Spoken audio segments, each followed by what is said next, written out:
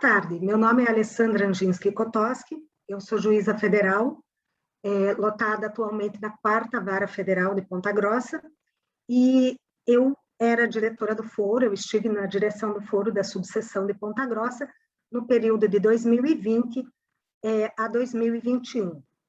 E nesse período nós tivemos a pandemia do Covid-19, nós tivemos uma série de medidas, né, de prevenção de contágio da doença, e por conta disso nós enfrentamos, num primeiro momento, o fechamento dos nossos prédios, a suspensão de nossas atividades, o cancelamento de atos processuais e uma série de adaptações, né? A primeira reação, num primeiro momento, nós tínhamos a impressão que nós só passaríamos por um momento ali realmente de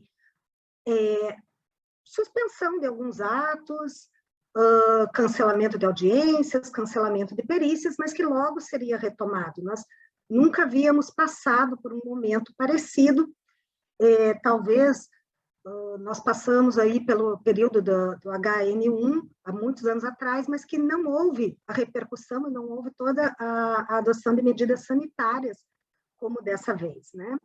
E então, no começo, era muito novo para todas as pessoas, acredito que ninguém sabia exatamente a extensão, melhor dizendo, de tudo que nós passaríamos, né?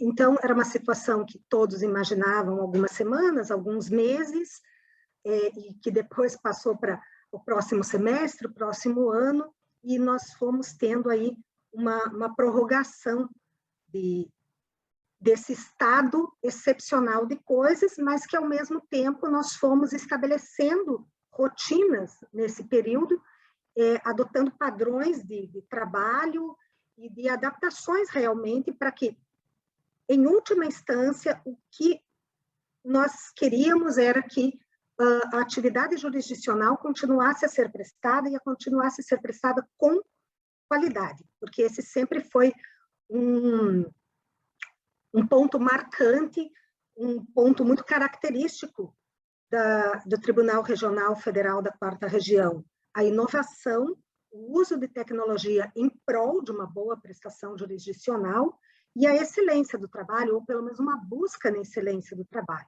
né, com a utilização dessas ferramentas. Além de termos um quadro muito qualificado também. Em um primeiro momento, então, nós fizemos reuniões para verificar como seria feito esse trabalho remoto geral, compulsório, como se chamou na época, né? Porque o trabalho remoto, o teletrabalho, não era por si só uma novidade na Justiça Federal. O processo eletrônico faz anos que existe, nós temos não só o EPROC, mas também o próprio processo administrativo há muito tempo consolidado, como sendo um processo totalmente eletrônico, totalmente nesse ambiente virtual. E, então, esse não era propriamente o problema do primeiro momento, era a realização de atos e lidar com as consequências desses desmarcamentos de atos dali para frente. Historicamente, apesar do processo ser eletrônico, todos os outros atendimentos eram presenciais. Nós fazíamos até videoconferências, audiências por videoconferência, mas qual era o nosso padrão?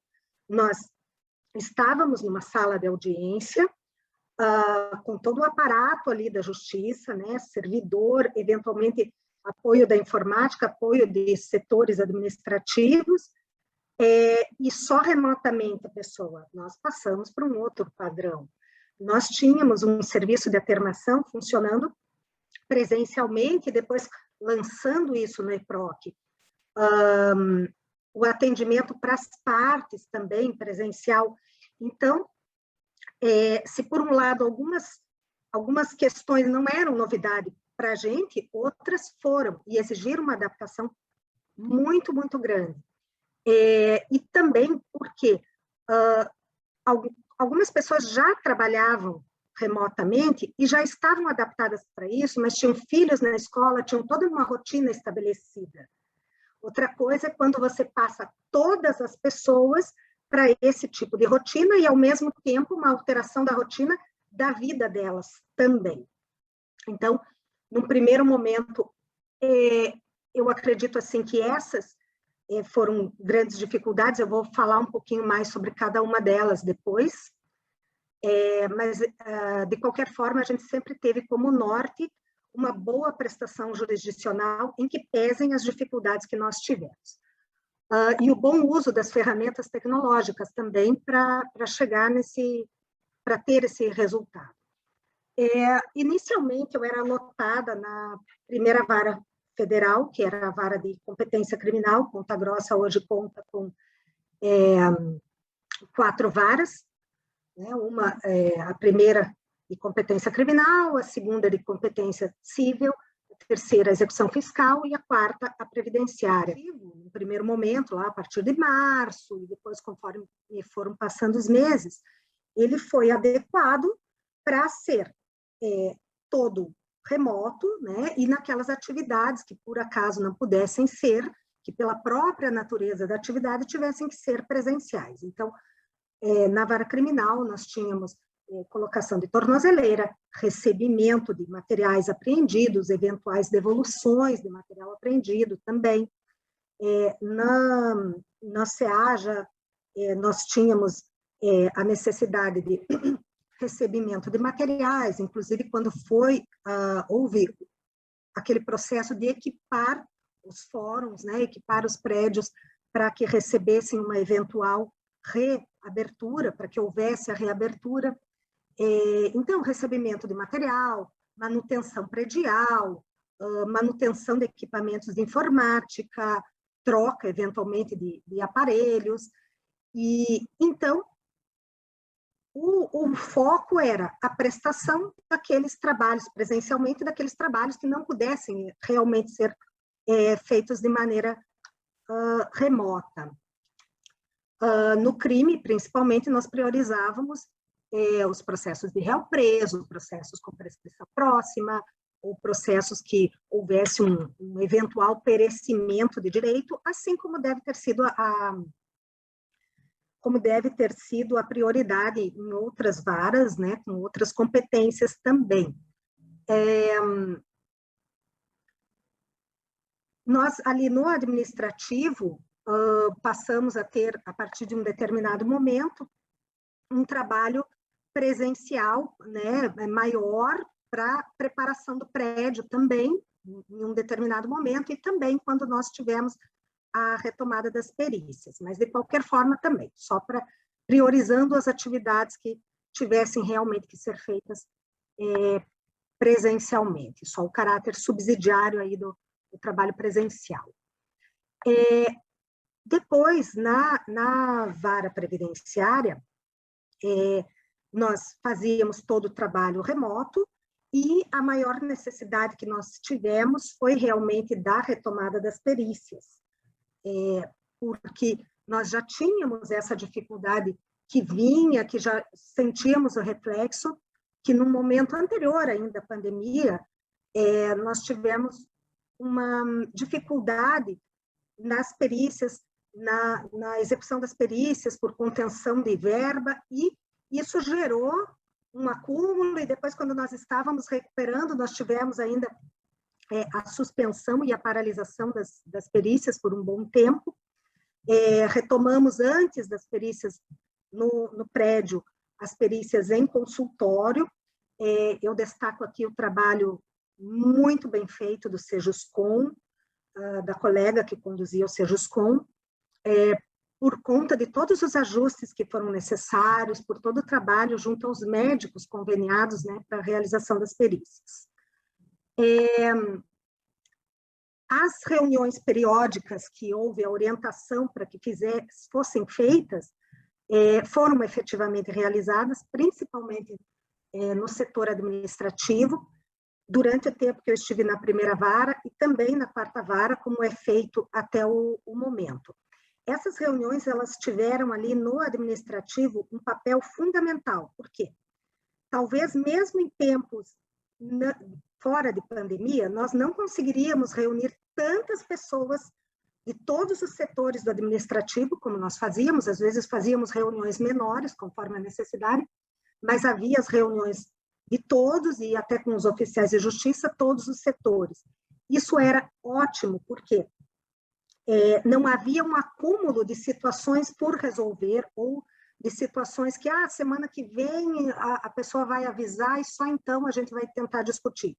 E tinha também a vantagem de que as pessoas envolvidas naquelas situações que precisavam de mais atenção, ou naquelas situações, naqueles pontos em que houve dificuldade, nós ouvíamos as pessoas ali todas, já os envolvidos, né? Então, eles já traziam o problema, eventualmente já traziam sugestões de como nós poderíamos resolver aquilo, ou até já vinham como experiências de outras subseções que eles tinham buscado se informar para realmente já ir levando assim tudo resolvido à medida de que os problemas aconteciam, né? E eram problemas ou de perícia, ou de tarefas específicas, e também havia a dificuldade dos oficiais de justiça, né? Isso houve uma regulamentação toda, que também foi observada. As reuniões com as equipes locais, né, da primeira vara, da quarta vara, também possibilitaram isso, essa questão do contato com os servidores, e eventualmente, se alguém não estivesse dando conta de alguma tarefa, ou estivesse com alguma dificuldade, nós íamos resolvendo as coisas à medida que elas aconteciam. E, claro, quando você consegue ter esse acompanhamento, provavelmente a solução que você encontra, ainda que não seja a melhor solução, mas ela é uma solução mais próxima ali, né? Mais imediata, e que possivelmente evita até que o grave ou redunde em outras questões para serem resolvidas mais tarde. E a interação entre os colegas era muito interessante, entre os servidores, né? E às vezes de setores que nem se falavam muito. Então, eu achei muito bom isso, foi uma oportunidade para eu conhecê-los melhor também, porque, claro, tinham dias que nossas reuniões tinham muitos assuntos e tínhamos muitas coisas para resolver, mas também tinham dias que a gente perguntava como estava a semana, e as pessoas falavam um pouquinho delas próprias e das suas dificuldades também. Eu acho que isso foi e como elas estavam se sentindo em relação ao trabalho remoto, eu acho que isso foi muito importante também, essa manutenção desse contato. Não era o presencial, mas era o que nos era possível no momento.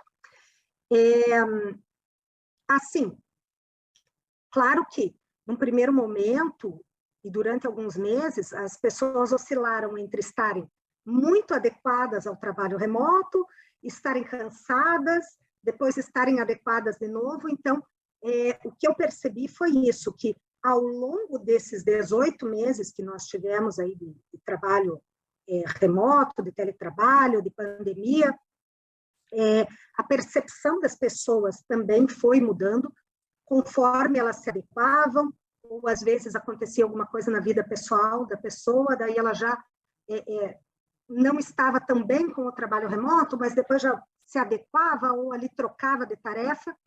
Então, por isso tudo foi muito importante, esse acompanhamento próximo. E também da direção do foro, né, que tinha um acompanhamento de várias questões também, e das orientações da corregedoria. Aqui eu vejo um trabalho, eu acho importante ressaltar o trabalho da direção do foro, de todas as equipes locais, das equipes da seção, da corregedoria, porque não se imaginaria outra coisa senão um trabalho de excelência de todo mundo, de uma dedicação, de um espírito público, resiliência, capacidade de adaptação. E foi isso que eu percebi. Claro, eventualmente um ponto ou outro, né, fora dessa curva, mas a média, o que nós tivemos foram pessoas extremamente dedicadas e dispostas a superarem as dificuldades e dispostas a aprenderem também as novas maneiras de trabalhar, né? Como dificuldades, então, eu colocaria, num primeiro momento, essas, né, dessas oscilações da percepção das pessoas quanto ao bem-estar ali. Houve um cansaço, em alguns momentos as pessoas tinham um excesso de reuniões ou excesso de tempo de tela, mas eu também senti que as pessoas foram aprendendo a lidar melhor com isso, aprendendo a fazer as pausas necessárias e também a organização do tempo e do dia. Assim. Eu senti que é visível assim, o quanto isso foi progredindo com o passar das semanas e depois dos meses. Quanto ao atendimento ao público, eu senti que, se você, a impressão que eu tenho, se você considerar o atendimento ao público como a prestação jurisdicional, né, que é a nossa finalidade, que é a tramitação processual, o proferimento das decisões, das sentenças, nós tivemos, em alguns pontos, até aumento de produtividade. Então, o nosso resultado final, ele chegou. Houve, sim, algum prejuízo no atendimento presencial, posto que ele era o padrão, né?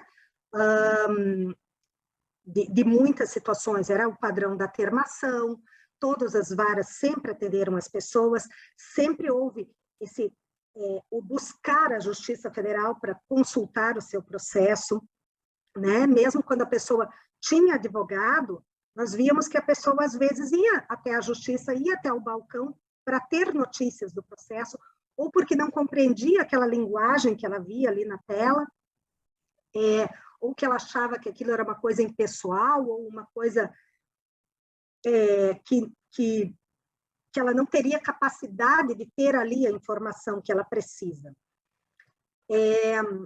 Num primeiro momento, nós reforçamos o atendimento por telefone, depois veio o atendimento por WhatsApp, por e-mail, tivemos o balcão virtual. Antes do balcão virtual ainda, nós tivemos o serviço integrado de agenda,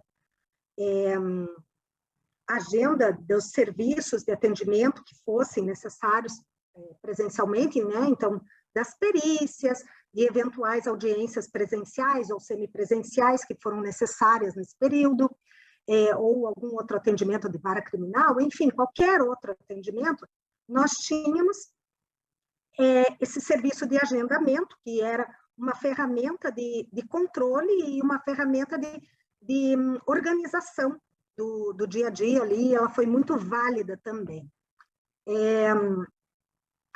Então, essas dificuldades foram sendo superadas ao longo do tempo. Nós tivemos um momento disruptivo, realmente, né? Alguns serviços que as pessoas entendiam que somente presencialmente elas poderiam obter, elas viram, com o passar do tempo, que elas poderiam ter isso também de forma remota. Acredito também que a disposição da Justiça Federal sempre em estar atendendo por todos os meios, né, também ajudou a ter que o jurisdicionado confiasse que, mesmo sendo remoto, ele teria esse atendimento. Um exemplo assim de um atendimento presencial que nós passamos para remoto foi a apresentação periódica em juízo na vara criminal, que ela é feita ou na fase de cumprimento de pena, ou na suspensão condicional do processo, ou ainda como medida cautelar diversa da prisão. E foi interessante porque, como nós tínhamos suspendido essas apresentações durante algum tempo, muitas pessoas, era só aquilo que faltava para terminar de cumprir a suspensão, ou para processo prosseguir. Nós fizemos essas audiências, essas apresentações por WhatsApp, mediante agendamento, e foi ótimo, porque isso fez com que vários processos andassem. Claro, nos primeiros dias houve aí alguma dificuldade, mas depois o pessoal se adaptou muito bem. A termação, né, que antes fazia só atendimentos excepcionais presenciais, recente, agora começou a ter um atendimento presencial maior, eles tiveram também dificuldades por conta de que ali, no período primeiro do benefício assistência, do auxílio emergencial, e depois por conta de um aumento muito grande de demanda previdenciária, o atendimento para determinada parcela do jurisdicionado por WhatsApp, ele realmente é difícil, porque a pessoa tem alguma dificuldade de compreensão, ela não tem familiaridade com aqueles meios, e às vezes até alguém da família ajudava, mas tinha a dificuldade técnica de acesso, mas tinha também uma dificuldade de compreensão, mas que os servidores também sempre buscaram suprir, né, porque nós devemos nos fazer entender pelo jurisdicionado, eu acho isso muito importante. Então, nós temos que buscar o ponto em que eles não estão compreendendo e tentar ali, né, porque realmente parte do nosso jurisdicionado é uma pessoa simples, é uma pessoa com pouco estudo e com pouco acesso até a alguns meios de comunicação. O que nós vemos também é que, a partir do momento que as pessoas aprenderam a usar melhor esses serviços, passaram a demandar menos o atendimento presencial ou remoto. Um exemplo que eu dou é até o serviço de certidão, que antes ele era muito buscado, as pessoas, eu quero uma certidão, ligavam, ou mesmo antes da pandemia compareciam, mas já era uma coisa que podia ser tirada, feita remotamente. Ainda entre as dificuldades, nós tivemos ali no reinício das perícias, todo o trabalho de chamar de volta os médicos, né, montar agenda, escala de atendimento para algum apoio administrativo que fosse necessário, o fluxo de pessoas, nós tivemos que orientar as pessoas que não podia mais chegar meia hora antes, né, ficar ali na sala de espera, ou aquelas pessoas que viam num grupo, então, olha, você precisa estar só você, né, não é para ser acompanhado de outra pessoa, a não ser que você tenha essa necessidade. Mas nós sentimos que, à medida que as semanas passaram, as pessoas também foram se adequando. E nós temos, assim, uma gama de serviços hoje que são prestados remotamente, e o nosso jurisdicionado, a pessoa que tem interesse em ter o serviço da Justiça Federal, ele também, eu acredito que hoje tem essa percepção de que nós não paramos o atendimento, nós passamos, sim, por eventuais dificuldades e muitas adaptações, mas que nós fomos efetivamente nos adaptando. Tanto é que eu acredito que hoje o foco de atenção não é nem mais como nós vamos fazer determinadas tarefas remotamente, como vamos dar atendimento remoto, porque nós temos ferramentas que foram desenvolvidas, algumas que surgiram a partir da prática e de iniciativas locais, outras que foram por regulamentação do CNJ ou da Corregedoria, até mesmo incorporando algumas práticas, já que alguns colegas se adiantaram em ter.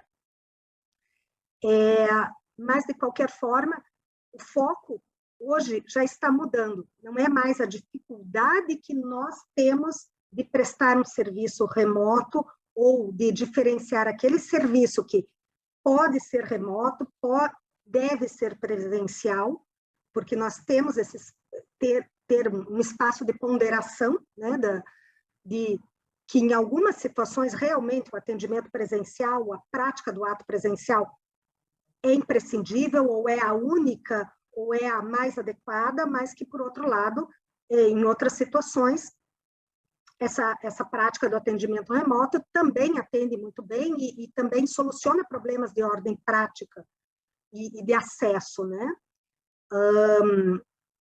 Mas, então, eu acho que o foco começa a ser outro, começa a ser as pessoas que não têm acesso a essas soluções remotas, que a gente oferece. Tanto é assim que, com a retomada das audiências semipresenciais, nós vamos oferecer um lugar para que a pessoa faça audiência. A audiência continua sendo remota, mas ela vai ter uma conexão, vai ter um local apropriado para isso também. Por outro lado, como eu disse, existem situações que o atendimento presencial é o único possível ou é o adequado. A gente pode pensar aí numa situação que, pela natureza da matéria tratada no processo, uma audiência presencial seja a que melhor resguarde os objetivos ali, né? Agora, por outro lado, você tem que imaginar que a opção pelo juízo 100% digital, ela também já existia, ou pelo menos já estava em curso a ideia de que a parte poderia optar por um juízo 100% digital. E a jurisdição, a nossa jurisdição, ela, em alguns casos, sim, envolve muita matéria de fato e que demanda uma instrução grande, né, uma dilação probatória grande, audiências, tudo, mas em outros não, em outros o processo é uma matéria de direito ou é uma matéria fática, mas que a prova documental é suficiente e que já há muito tempo nós lidamos com processos dessa natureza. Nós também tivemos algumas dificuldades ali por conta de organização, em razão de que alguns órgãos com quem nós temos relacionamento, eles não têm a mesma dinâmica de processo eletrônico que nós temos, não tem a mesma cultura digital, remota que nós temos. Então, ainda mandam documentos físicos, né? Então isso demandou um atendimento também, mas eu acredito que talvez a pandemia tenha levado à necessidade de adequação de outros órgãos também. Também gostaria de destacar que nas questões de demandas repetitivas e ali do auxílio emergencial, o trabalho dos centros de inteligência, o trabalho dos servidores das varas, do Sejuscom, da Corregedoria e outras instituições, Caixa, todos os envolvidos, esse trabalho de conversa entre as instituições e esse trabalho sobre esse pensar sobre o processo para estabelecer um fluxo melhor de trabalho, ele é fundamental. E nisso nós também tínhamos já uma cultura anterior consolidada, né? E que certamente facilitou aqui nesse processo. Por fim, as audiências, né? Nós, num primeiro momento, suspendemos, não realizamos. Alguns colegas em outras subseções passaram a realizar audiências, mesmo antes de regulamentação, antes de Zoom, antes daquele outro programa que existiu também, por necessidade, né? As pessoas fizeram ali as medidas locais que podiam e que atendiam a finalidade processual, e depois houve uma regulamentação disso, houve um trabalho de cursos, de seminários, de conversas, de troca de experiência, que também foi muito importante, da Escola da Magistratura, da Corregedoria e da direção do foro e de vários órgãos também envolvidos, aí tanto para fixação de balizas gerais, né, como para soluções de problemas que ocorressem. E eu acho assim que a prática das audiências foi melhorando, a gente percebe, eu percebi pelo menos, tanto da parte dos advogados, ou mesmo as partes pareciam chegar mais tranquilas para uma audiência, porque como os advogados já estavam mais confiantes, como nós já estávamos mais tranquilos e mais familiarizados também, isso criava um clima de confiança para as partes, para as testemunhas, que foi importante. E então nós tivemos aí uma série de adaptações que todos passaram, que as varas passaram. Acredito que hoje as perspectivas são de uma retomada gradual. Nós temos aí algumas diretrizes hoje, né? Então, com retomada até de mais audiências, de mais atos. Então, algumas dificuldades de ordem prática que nós tínhamos ficam superadas. A realização das audiências virtuais, ela apresenta uma vantagem também para aquelas pessoas com dificuldade de acesso até as sedes da Justiça Federal. Nós temos uma área de jurisdição aqui em Ponta Grossa muito grande, da subseção de Ponta Grossa muito grande, e com a regionalização, isso faz com que nós temos pessoas ainda mais afastadas, ou da sede da subseção, ou de outras subseções próximas, né? Então, a realização das audiências virtuais, elas contribuíram também no previdenciário, para pessoas que tinham dificuldade de locomoção, ou por distância, ou mesmo dificuldades físicas, e também contribuiu no crime, porque é uma característica da jurisdição em Ponta Grossa, por ser uma cidade de passagem rodoviária, de muitos processos de contrabando e descaminho, que os réus são caminhoneiros, então eles não moram em Ponta Grossa, eles não moram na região. Então havia uma dificuldade muito grande de intimação, de citação e depois de comparecimento em audiência. E também dos policiais rodoviários federais ou dos policiais civis, da polícia militar, porque em muitos desses processos, principalmente os que têm flagrante, é importante o testemunho deles, e antes da pandemia, muitas vezes a audiência não se realizava porque um policial ou estava em serviço ou não estava em alguma atividade, não conseguia vir, ou o réu comprovou que estava em viagem de trabalho, que era, né, caminhoneiro, e pedia uma outra audiência. E com a audiência remota, nós tivemos um aproveitamento maior, porque nós víamos que as pessoas estavam trabalhando, elas estavam nos seus postos de trabalho, paravam, faziam uma audiência, ou paravam no caminhão, faziam audiência e continuavam trabalhando. Então,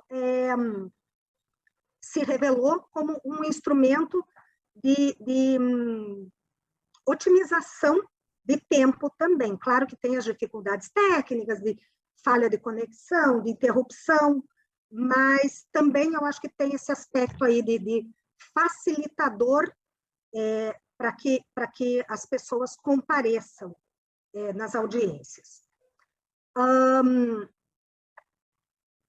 Como um ponto aqui, já partindo para um encerramento, a perspectiva que eu tenho quanto à retomada é a seguinte: nós tínhamos um padrão de trabalho, nós passamos por uma série de adaptações, nós usamos ferramentas que já existiam com essa finalidade de manter o atendimento ao jurisdicionado, a prestação de informação, porque o que nós sentimos até no WhatsApp ou no balcão virtual é que, independente do atendimento ser presencial ou ser remoto, ou por qualquer meio que ele for, a pessoa precisa sentir consistência na informação, ela precisa ter essa percepção de que a informação que ela precisa está sendo dada, e às vezes a informação que ela precisa é uma informação muito breve, né? E que ela às vezes ia até lá, se deslocava,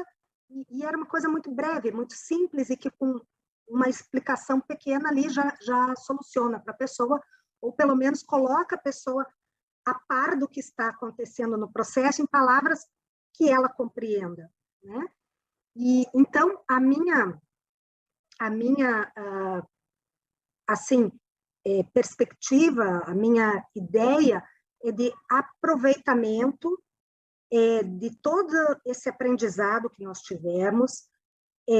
Acredito que depois desses 18 meses nós já temos muito mais carga, muito mais experiência para perceber o que a gente precisa que seja feito presencialmente, o que tem que ser subsidiariamente remoto, o que pode ser preferencialmente remoto, ou remoto como uma primeira opção, como um facilitador. para o desenvolvimento de outras ferramentas também, né? Nós temos vários dos nossos mecanismos foram desenvolvidos pelos próprios servidores da Justiça Federal a partir, ou do tribunal, a partir de necessidades que foram sendo apresentadas, né? Então, nós já tínhamos essa experiência, nós reforçamos essa experiência de desenvolvimento de soluções práticas e de soluções remotas, soluções eletrônicas. Isso não tira